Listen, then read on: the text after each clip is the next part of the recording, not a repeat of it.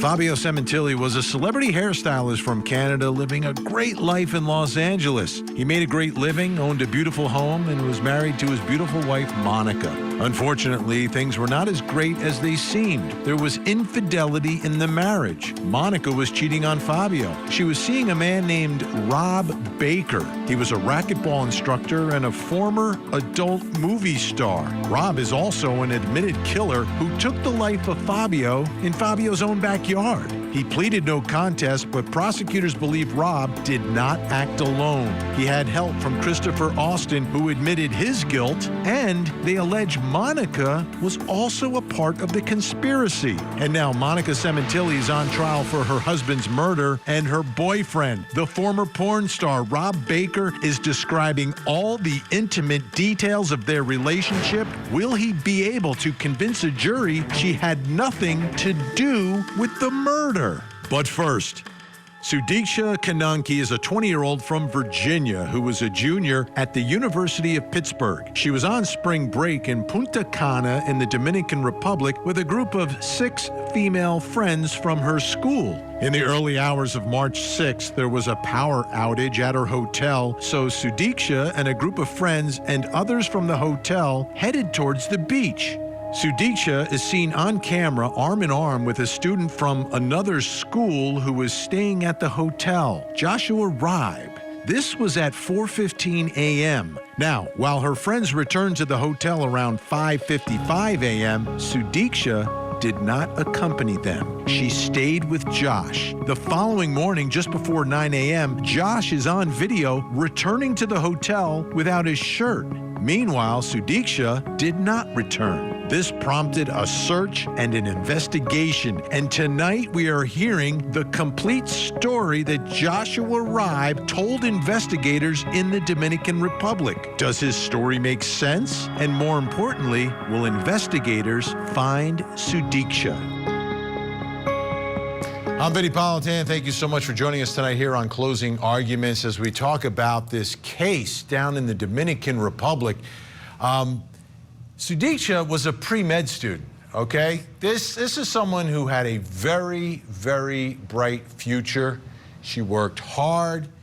She was going to school. And, you know, you go to school, you're entitled to go to spring break. Why not? Go to spring break. Enjoy yourself. You go with your friends. And you look at the way everything transpired in the early morning hours. I think it really started when the power went out at the hotel, so everyone's like, hey, let's go down to the beach, right? So people in the early morning hours are going down to the beach. And then the other part is when she leaves, when her friends leave, they apparently have her phone. And that's something that could have answered a lot of questions. If you looked at that phone data, when did the phone turn off? Where did it go? It would answer so many questions, but that part of the investigation we believe is not there because the phone was not with her. She's been missing more than a week, and we're talking about an ocean search at this point. I don't know how this turns out. This could be one where they never find her. This could be one where she washes up. This could be one where something completely different happened. But the longer it goes on and you think about the waters down in the Dominican Republic, and there were reports that there were some rough tides during that week and during that day that have been reported by other folks who were at the hotel. So this is difficult. But even if she ended up in the ocean, there's still a question on how did that happen, right? Did she fall? Did she stumble? Was it nature? Was it riptide? Or did something else happen? So the investigation is really twofold here. Like, where is she? And then how did she end up there? And just because she's found or is found dead and in the ocean doesn't mean automatically accidental drowning. There's more to it. Now, Joshua Riibe, another American student on vacation down there, he was the one that was with her. He's a person of interest. But it's interesting the way he's been termed a person of interest. A lot of us will look at that and say, oh, okay, that's like this far away from being a suspect. That's not what they're saying. What they're saying is because of this image, because they are arm in arm, because they are together, and he's the last one to be with her, that he's a person of interest, not a suspect. And I don't even know if you could call this a criminal investigation yet. It's difficult to call it a criminal investigation if you don't know if a crime has actually occurred, or it could just be a tragedy. There's so many unknowns. But Joshua Riibe was with her. And what's his story? Not what's his background, but what's his story about what happened that night? Now, early on in the reporting here, there's a lot of things going on. First of all, it's in the Dominican Republic. There's a language difference. You've got the Dominican investigators in charge down there. You've got American investigators and detectives actually going down to the Dominican Republic as well. You've got the FBI involved in all this, but little pieces have been released to the media and interpreted. And initially what we were thinking, or what we were hearing, is that he had a story that was changing. But I think that may be changing now, because the changing stories didn't make a lot of sense. But now we're getting word of what his story may very well be. Let's bring in Cody Thomas, Court TV field reporter, in studio. He's been following this from the beginning. So let's talk about Joshua Riibe's story, because we heard the piecemeal, right? Oh, they were in the water. Oh, he got sick. Oh, there was a big wave. Oh, she was waiting. What are we hearing now? And Vinny, I know you and I have talked about how those could have just been, he was drunk, he was drinking, those could have been blotches of his memory. But now it seems that we, on the 8th day of this search, now have a cohesive thought process, a cohesive timeline as far as what he said happened. Now, as reported by ABC News, Joshua Riibe says, quote, "A big wave came and hit us both. Then the tide pulled us into the ocean. When we surfaced, we tried to plead for help, but there was no one there. I held her under my arm and swam to get her out of the water." And Vinny, it's important to note that he said he was a pool lifeguard growing up, so he has a little bit of life-saving lifeguard training. He then says, "I was trying to make sure that she could breathe the entire time. That prevented me from breathing the entire time, and I took in a lot of water. When I finally touched the sand, I put her in front of me. Then she got up to go get her stuff since the ocean had moved us. She was not out of the water since it was up to her knees. She was walking at an angle in the water. The last time I saw her, I asked her if she was okay. I didn't hear her response because I began to vomit with all the seawater I had swallowed. After vomiting, I looked around and I didn't see anyone. I thought she had taken her things and left. After I saw her walking away, while she was walking in the water, I never saw her again." So Vinny, in that statement from Joshua Riibe, we kind of hear all of those blotches or pieces all come together in this one complete thought. And as you said, it's important to note that he's still not a suspect. Right. Now that we have this full story, he's still not a suspect, still only a person of interest, and is cooperating. Yeah, he's cooperating, which, you know, I think he could have jumped in a plane and left, but he didn't. Yeah, right. He stayed there. I think his father has come down to the Dominican Republic as well. But this story, you know, you break it down piece by piece, that's a traumatic moment. Absolutely. And it's extremely traumatic. And to go from, I just saved your life, to I threw up and I never saw you again. That's the way I'm reading this. Seems like there's a gap right there. And then my thought when I was reading it is that, as you said, a traumatic moment, they both get out of the water, they both get to a point where he saves her life. Saves her life. In his story, he is saving her life. As the hero. Yeah. As the hero. So imagine if you got your life saved, and you know, the initial thought was that she accidentally drowned. Now they're looking into it a little bit deeper. But say this story is 100% true, everything is aligned with what he's saying. If your life just got saved, why would you venture back out into the water that was about to take your life in the first place? So that's where there's a disparaging, that's why that would have happened. So if she lost something, they removed, she's trying to retrieve whatever item it is, right? Right. She starts to walk. I guess there's several possibilities here, right? She's walking, he said, on an angle. So did he mean that she's walking down and slightly towards the deeper water, and another wave comes that he doesn't hear or see, and it takes her out a second time? That's also a possibility. That's possible. Yeah. You may not be thinking right in the middle of the night, but the other part is walking away from the man who just saved your life. Yeah, that doesn't make any sense. This guy, Josh, who you just met, Did he say that they had engaged any? They had kissed. They kissed. Was confirmed. That was confirmed in his statement as well. Okay. So he had just met this guy while on vacation. They kissed. They're at the beach. He saves her life, like literally saves her life, is swimming in, taking in water, but he's holding her, making sure that she can breathe. And then as soon as he hits the sand, he puts her in front of him, and then she starts to walk away, and he gets sick from the salt water that he's taken in, throws up. Did he see her before he threw up or after he threw up? Before he threw up. Before he threw up, he saw her. He's in the water. Knee-deep water is what he says. Okay, and she's trying to, I guess there's some communication if he's hearing that she's trying to find her items. Do we know what she's trying to find specifically? Not specified, but like you said, we do know that, well, her father claims that her phone and wallet were with her friends that eventually came back to the hotel before leaving those two on the beach. So she was wearing some sort of a top that you wouldn't wear in the water. Absolutely. But remember, those initial reports had said that she was looking for her clothes on the beach, that there were clothes that were found.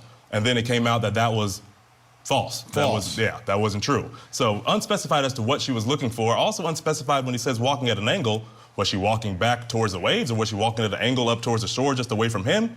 Right. We don't know in what direction the angle was going. Right. I would think that you would get away from the water. If you just almost drowned in the water. Absolutely. I would get out of the water, but we'll see. Cody, thank you so much. Great reporting. Let's bring in our think tank. Joining me, former senior homicide prosecutor. There she is.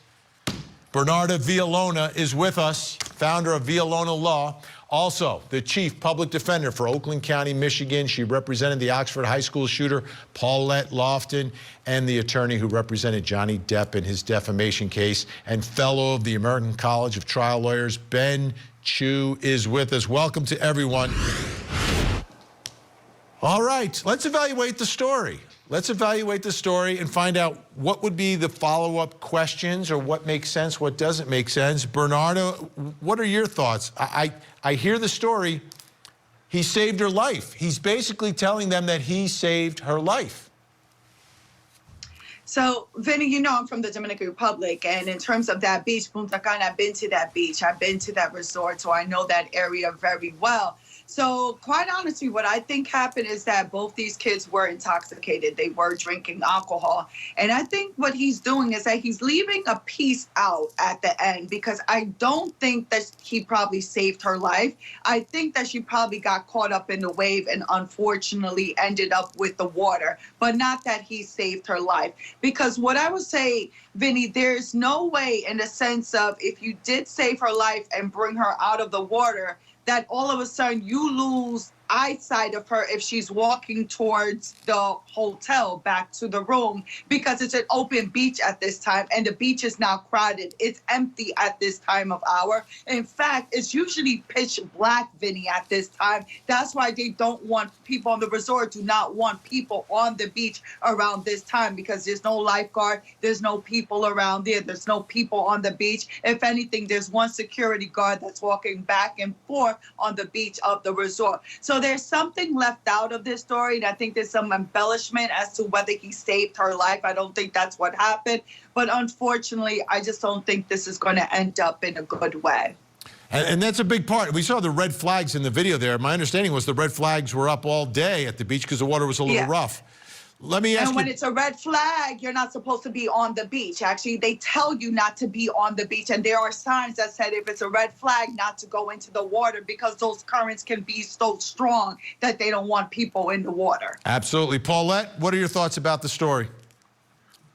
So I agree. I think we're missing a part. It also doesn't make sense if he really did just save her and then he becomes sick. You would think that she would come to his aid since he just came to hers. So, you know, definitely they were drinking. I think that has been stated by all of the people that were interviewed. So I think that that clouds everybody's memory, especially if he was at such a state that he then ended up passing out on the beach and not coming back to the hotel, was missing his shirt when he came back to the hotel. So it would be interesting to know if he had a cell phone and what that data shows. Yeah, we did see the cell phone on the way to the beach. He was taking selfies.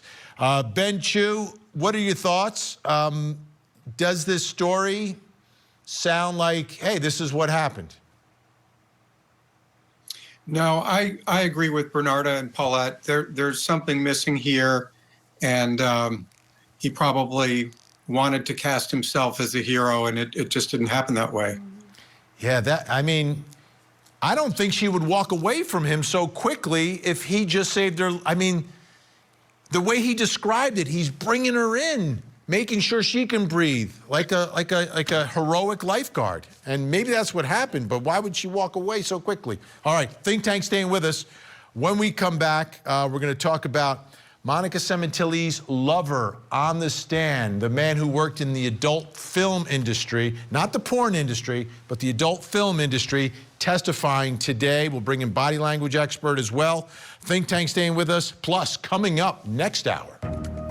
Tonight on Vinnie Politan Investigates, accused assassin Luigi Mangione has become incredibly famous after his arrest. And now the floodgates are wide open as he receives record-setting donations to his legal fund. Why are people sending him thousands and thousands of dollars? Tonight, we investigate. Join Court TV's Vinnie Politan with the latest and breaking true crime stories. Now, let's look at the other side of all of that. Vinnie Politan Investigates. Tonight, 9/8 Central, only on Court TV. Is Karen Reed a killer girlfriend? She's guilty. Or the scapegoat in an elaborate cover-up? Karen Reed was framed! We know who did it. The Karen Reed murder retrial. Live coverage coming soon on Court TV. Did Mr. Simran ever indicate to you that you could receive a lesser sentence or some kind of leniency if you agreed to testify against Monica Sementilli or identify the second murderer in this case? Yes, he said there was a deal on the table. That's what he told me. Did he tell you what the deal was? He said it was 16 to life. Did you agree to do that? No. As a result, did you receive a sentence of life imprisonment without the possibility of parole? Plus 25 years. It's the moment everyone's been waiting for in the trial of Monica Sementilli. She's accused of conspiring with that man to murder her husband because she was having a very steamy affair with that man. His name is Rob Baker. He is also a former adult film star, and they met when he was working as a racquetball instructor. Let me bring in human behavior expert and author Susan Constantine, who's joining us. Susan, bringing you in tonight because this testimony is important. It's shocking. There's a lot to it, but it's the key to the case because he is basically saying that she didn't do it. So his credibility could be her ticket to freedom. So are you ready? I'm ready. Let's go for it. Let's do it. Here he is talking about his relationship with Monica Sementilli. You knew her well at the time of the murder, is that right? Yes. Is it fair to say you were in a romantic or sexual relationship with her? Yes, you can say that. Was that true? Yes. Did she have anything to do with the planning or the execution of the plan to kill Fabio Sementilli? No. You're sure? I'm positive. Okay, Susan, what are you seeing from him? And she's up there too. We have her response to this big moment as well. Yeah, there's a lot that's going on there. First of all, he kind of tilts his head to the side like this, kind of shrugs it off a little bit. And that is problematic because it's not consistent with what he's actually saying with his words, okay? And I'm looking at her responses, and you see her lip kind of pulling up. I want you to notice that her brows are very symmetrical. In real sadness, there's 5 different muscles that have to activate. We don't see that here. That's why you see her faking the sadness by pushing the chin up to appear like she's sad. If she's really sad, what happens is the brain sends feedback from those muscle movements, and then you would see tears, and then you would see the eyes glass up. So that's how you can tell when they're faked versus when they are real. Now, when we look at him, he, his head's, when he's not feeling super confident, you'll see that shift in his demeanor. He's kind of swerving in his chair. He's feeling really uneasy because we are approaching that big question. Did she know? And he did nod his head, in the appropriate manner, but they were very micro. I would have expected him to say, absolutely not, no way. He didn't do that. They were just small little leakages, and it looked uncertain to me. They weren't definite yeses and nos, so that was problematic. Our think tank's still with us. Bernarda Villalona, Paulette Lofted, and Ben Chu. Let's bring them in. Paulette, what'd you think so far? We're going to go through a few different pieces of this testimony, but what did you think about that denial? Is that something that a jury can lean on for reasonable doubt? He's such a colorful character. But no, I agree. I thought that he would have been more emphatic with his denial that she absolutely had no part of this. She didn't know. She wasn't part of the planning. She didn't help execute the plan. It seemed rather weak. Let's do this. Let's get to another piece. We're going to bring back in Susan. We're going to take a look at him saying why he committed the murder.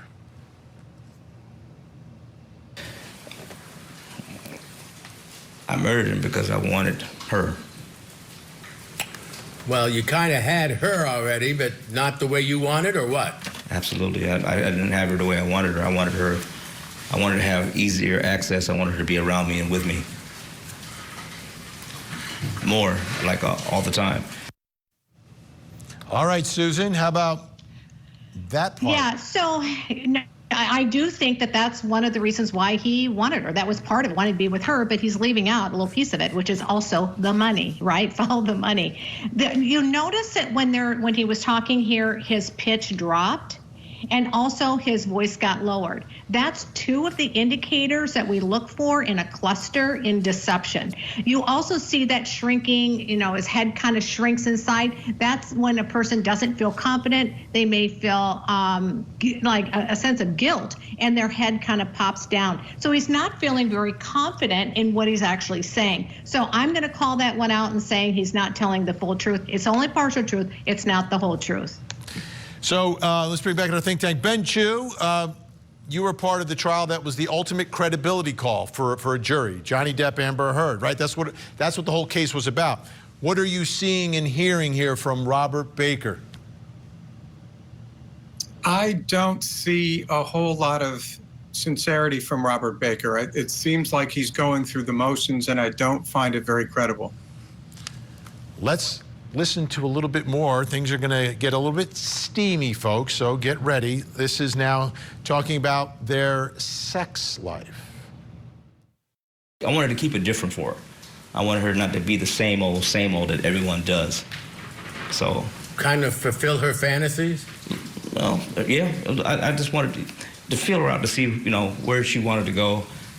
I wanted her to have fun with everything, not just sexually, just everything, everything. Sex was part of it, but everything. I wanted to enjoy her life, period. Sex was a small part. Okay, what are you seeing there, Susan? Oh, this is a good one. Okay. When he's talking about the sex part, she has her head down, but you will see a very concealed smile. Not right here, but there is a point where she actually smiles, and she's trying to conceal that. His brows will lift, and then he gets this kind of bright-eyed look when he's actually talking, like he goes, oh, it's like, that attraction, and see his cheeks lift up. That's joy, right? That's excitement and joy and, fantasy and all that kind of stuff. And he does a lot of the expressions in his eyebrows. So what I'm looking at that is that she's kind of recalling, those moments that's causing that little micro leakage of, oh yeah, I remember that, and it was good. So I'm just seeing that you can see the picture unfolding just in their facial expressions, watching one another play off of each other. Okay, Bernarda, we've seen him in two different scenarios, and I'm seeing two different Robert Bakers. How do you think the jury's taking him? I think the jury is looking at this trial as almost like a tennis match, like looking at him, looking at her, looking at him, looking at her. to try to get a feel as to get to the bottom of all of this, like what really is the truth. So when you're judging credibility, you're not just judging what is actually said, but also in the manner that the person says it. Is it plausible? Is it believable? How does it go with the other evidence? But also in the back of your mind when closing arguments actually take place, hey, there's going to be this argument, well, the prosecutor must have investigated him and determined that, of course, she had something to do with it, because if she didn't, they wouldn't have gone forward with the prosecution. So there is a vetting process that takes place that this jury is going to learn about, probably from the assigned detective, and be like, what did you determine from this, and be able to argue it at closing arguments. Okay, we've got another piece of his testimony here, talking about some of his past.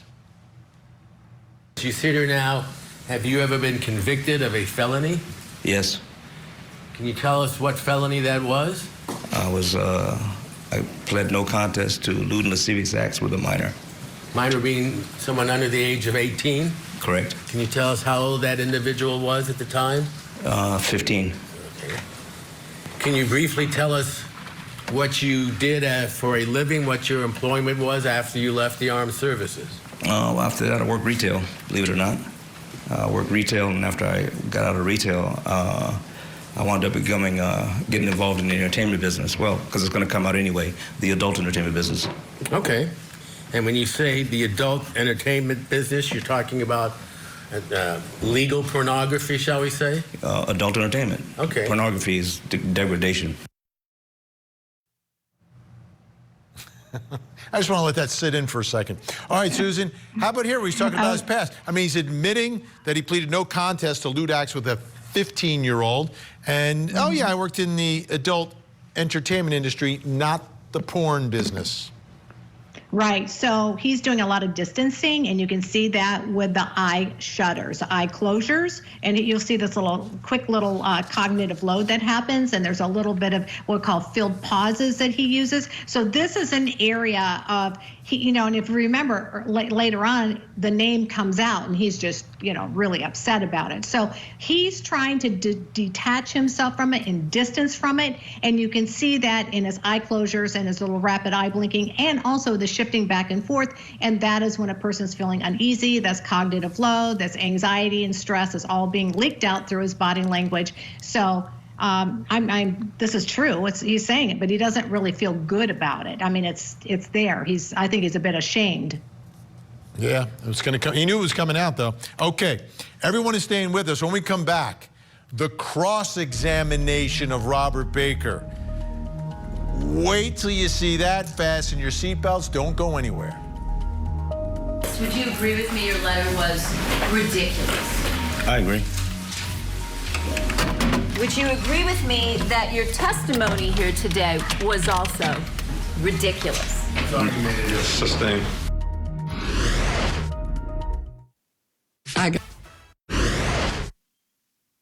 And then you were brought out from Wasco to the county jail. Correct. To testify for your lover, right? So rude. Right? Ex-lover, yeah. Okay. Well, it's hard to have sex when you're in custody, right? Yeah, definitely. However, the two of you tried numerous times, right? Seems to be a big thing. Sex in custody.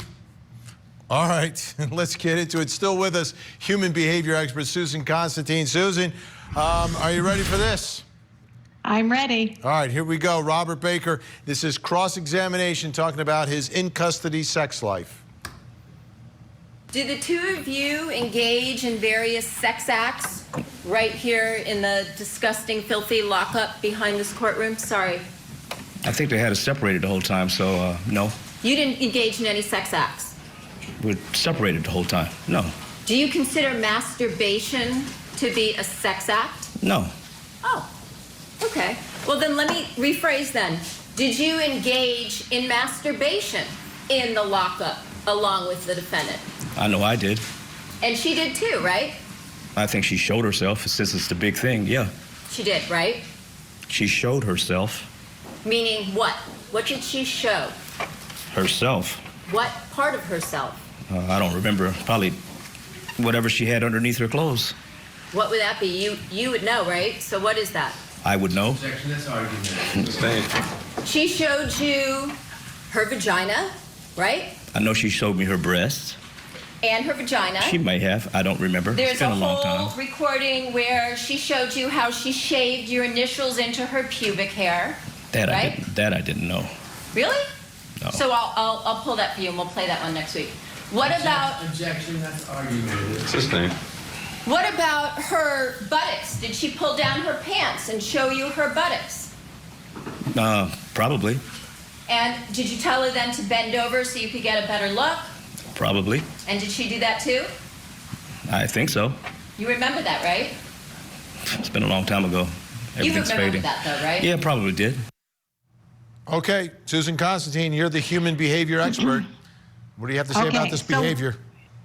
First of all, we're looking at arousal right in real time. So you can see where he becomes very kind of joyful, right? In fact, when they mentioned about the fact that she had shaved herself, did you see the lightning, the lights, like all of a sudden all the lights turned off. So he got very excited. But that's a form of arousal. We see that often with somebody that is a predator, a sexual predator. When they're reliving the moment, they actually start to get aroused. Their heart will beat fast and they'll start to breathe hard. But with him, we see it more into this. He does a lot of the smiling. He's getting a sense of joy and enlightenment. There's also amusement out of it, which is the part that's really kind of sick and sinister. I mean, the fact that he's so open and doesn't even mind sharing it. And then we have a perception issue, because I guess you consider that if you're not actually having physical sex, but masturbation is not considered sex. Again, it's how he perceives things, what gives you a lot of insight into the way he thinks and why he's been able to do what he does without any guilt or shame. Yeah, and it might not be the first witness having a trouble defining what sex is. What is. Let's bring back to the think tank Bernardo Villalona, Paulette Luft, and Ben Chu. Who wants in on this one? All right, Paulette, I'm going to go to you. Who's winning this battle in front of the jury? Is it the prosecutor? Is it the witness? So I do think it's a little too argumentative. Obviously, as the defense attorney, he brought out all of the bad things, all of the possible things that the prosecutor would have been able to attack. His record, his past employment, the fact that he was dishonorably discharged from the military. So he tried to get ahead of it and have the jury hear all these things so it wasn't a surprise. Obviously, I don't think the prosecutor liked that. So now the prosecutor is coming across, in my opinion, too forceful. Obviously, she's trying to get him upset, because if someone is trying to be believable, yet all of a sudden you can get them very angry where they lash out, a jury's not going to think that that's super credible. So I think she's doing a good job by trying to get him there, but I think the jury is going to be so hung up on the fact that there's constant objections that they're not really digesting the information that they're getting, although it's shocking. Yeah, and Ben, that's the challenge of cross-examination, right? I mean, because you, as the attorney, as the messenger of whatever side you're arguing, you want the jury to like you as well. So you've got to retain credibility while attacking someone else's credibility. Yeah, Vinnie, that's so true. You do not want to, when you're doing cross-examination, remind someone of their former spouse or a mean boss, because then you can flip the jury. Even if the witness is not credible, the jury's not going to like you, and it's not going to help your position. All right, let's take a listen to some more of the cross-examination. It was intense. You also said that you and the defendant communicated through a texting app, correct? Correct. And you said that was Viber, correct? Yes. But you said you didn't use it for secrecy. No, I didn't. So why is it then that the night the murder, you deleted the application and all of the relevant data regarding Viber from your phone? Viber was glitchy. It was very glitchy. So it's just a total coincidence that that night after the murder, you took the time to do that? It was glitchy. Got rid of the app. How did the two of you communicate after weeks and weeks after dumping the Viber app? Eventually, there was some kind of text, regular text on a phone, and then I know that she used to use WhatsApp. So eventually, you started using WhatsApp because it was less glitchy. Why did you need to use WhatsApp if the defendant was now a widow and then there was no potential that her husband might find out that she was communicating with you? What is it that the two of you were trying to conceal? No one was trying to conceal anything except me. I'm the only one trying to conceal. It's just me. Mm-hmm. So why did the two of you need to communicate again through another encrypted app? Well, the other part of this is she still didn't want her family to know that she had an affair. Mm-hmm. So that was important also. So it was still not trying to be holding hands or none of that. It was a little bit too early. Okay. So again, why would you need to use an encrypted app if the only thing you were really covering up was a love affair? Okay, Susan Constantine, this glitchy is a big part of this, right? Because this secret encrypted app is how prosecutors are saying they're communicating. And he's saying why they're deleting because it was glitchy. Important piece of testimony. What are your thoughts? Okay, there's a lot going on. Look at his demeanor at this time. His baseline changed. He got very, very still, right? So that's different from the nervousness that we saw at the very beginning. His tone became very edged. So when we see a vocal tone get edged, there's also some anger, agitation that's behind it. When they're talking about the glitchy, he does this, double shoulder shrug. Double shoulder shrugs are just erasing the sentence right before it because that's a form of deception. And then when he was trying to convince rather than convey, he tilted his head back, raised his eyebrows up, and he stared. And so when he did that, he's trying to convince rather than convey. Remember, I did not have sex with that woman. And he's doing the same thing right there. Bernardo Villalona, how do you think his testimony is impacting the jury's view of the defendant? Because ultimately that's what matters the most, right? And her reactions here. What do you think? Exactly. So a witness like this, number one, is the defense who put this witness up. But also, as much as you don't like him, guess what? The defendant was sleeping with him. This is a person associated with the defendant. So it is rubbing off on the defendant, this type of person. And I still can't get past the fact that this same witness admitted to having some kind of sexual encounter with a 15-year-old. So that really stands out to me the most in terms of even anything he says out his mouth, I can't get past that portion. So even though he entered a plea where it's like no contest, he still accepted responsibility and pleading guilty to that type of crime. So credibility, it's 100%. They're taking that into account. But hey, he's dirty, she's going to be found guilty. Okay, now, part of being a witness is you're not supposed to watch. You're not supposed to be in court. He can't. He's in prison, right? But you're not supposed to watch any of the testimony. You're not supposed to know what other witnesses have said. Here's Robert Baker on that exact issue. So first you told the jury that you haven't seen anything on television. Then we clarified you have, that you've been watching court TV. Then you told us that they brought you whatever you asked for. You weren't allowed to hear Austin's audio of his interviews, but you were provided transcripts. Then that answer changed, and now the transcripts were read to you. Do I have all of that correct? It's overruled. Is that all correct? Well, you just heard that, but you're taking it out of context, but okay, yes. Tell them. They're here. Did you? Is that what you said? Improper. It is improper. It's the same. Did you tell us under oath that the defense attorney read you Austin's transcripts? Yes or no? The defense attorney did not. Did his investigator read you Austin's transcripts? He read pieces of it. Pieces of it? Yes. Which pieces did he read to you? I can't remember. I didn't memorize the transcript, so I don't know. When was this? It was a couple of days ago. So it just happened a couple days ago, but you don't remember what they were? I don't. Okay.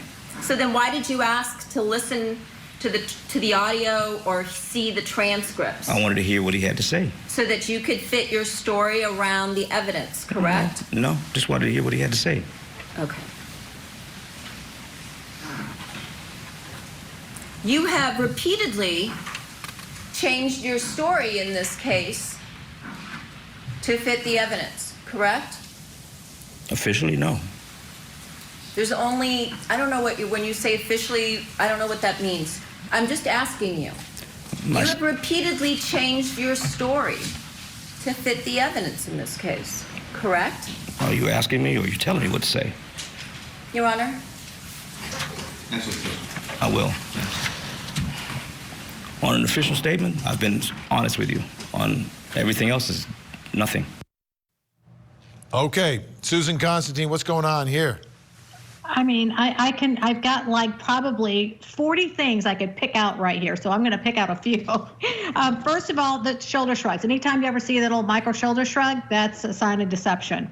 Talking about the attorney, you see, I saw a micro expression of disgust. You could see his nose kind of lift up like that. So he really hates that attorney. Anger, lots of anger, indignant.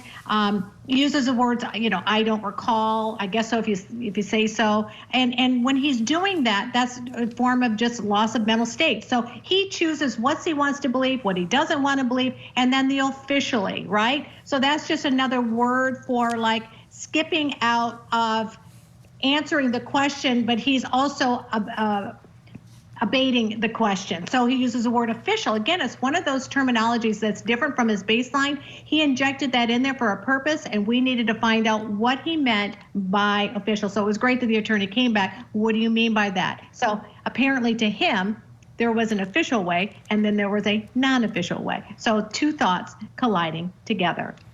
Big thank you, Susan Constantine, and our think tank, Bernarda Villalona, Paulette Lufton, and Ben Chu. Great to see you on this Friday night. When we come back, I'll reveal something else you need to know tonight, plus coming up next hour. Tonight on Vinnie Politan Investigates, the internet is on fire with rumors of Luigi Mangione sex videos. Do they actually exist? If so, what impact will they have on the case and on potential jurors? Tonight, we investigate.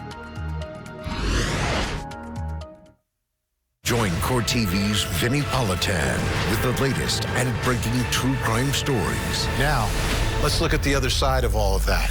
Vinnie Politan Investigates, coming up next, only on Court TV. There were no Ring cameras. There were no cell phones to ping off locations. There was one critical witness that was never called. Trial and Error. Why did O.J. win? New episode Sunday night, 8 Eastern and Pacific, only on Court TV.